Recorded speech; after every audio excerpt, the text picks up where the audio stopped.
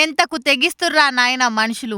కష్టం చేసుకొని బతకశాత కాక అడ్డమైన తొవ్వలల్ల పోతురు. దినామింత టెక్నాలజీ పెరుగుతున్న కొద్దీ సైబర్ ఆటగాళ్లకు ఆడిందే ఆట పాడిందే పాట అయిపోయింది పో. జర్ర ఎవలన్నా సోషల్ మీడియాలో గిట్లా ఫేమస్ అవుడే లేటు. ఎంబటే వాళ్ళ అకౌంట్లో హ్యాక్ చెయ్య, పైసలు గుంజ. ముందే మనుషులకు ఆశలు ఎక్కువనాయే. రూపాయి వస్తే 10 రూపాయలు కావాలనిపిస్తుంది. అదే 10 రూపాయలు వస్తే 100 రూపాయలు. గిట్లా ఆశలకు హద్దులే ఉండేవి. నిచ్చెనేసుకొని ఎక్కినట్టు మీదికి ఎక్కుతూనే ఉంటారు. గదే ఆసరా చేసుకొని మీరు ఇది క్లిక్ చేస్తే మీ అకౌంట్లో డబ్బులు పడిపోతాయి అని అడ్డమైన ఆఫర్లు పెడతారు. పోలీసులు జాగ్రత్తుండమని ఎంత మొత్తుకున్నా గా ఆఫర్లకు లొంగి సైబర్ గాల వాళ్ళని చిక్కుతారు. ఇప్పటిదాకా గిసువంటి శానా ఇన్నం చూసినాం కూడా. మహా ముదుర్లను చూసినాం గాని ఇసొంటి దేశ ముదుర్లను ఏడదేకలే.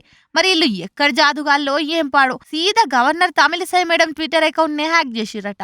ఇక ఈ ముచ్చటెరికైన రాజ్భవన్ అధికారులు సైబర్ క్రైమ్ పోలీసులకు కంప్లైంట్ ఇచ్చిర్రు.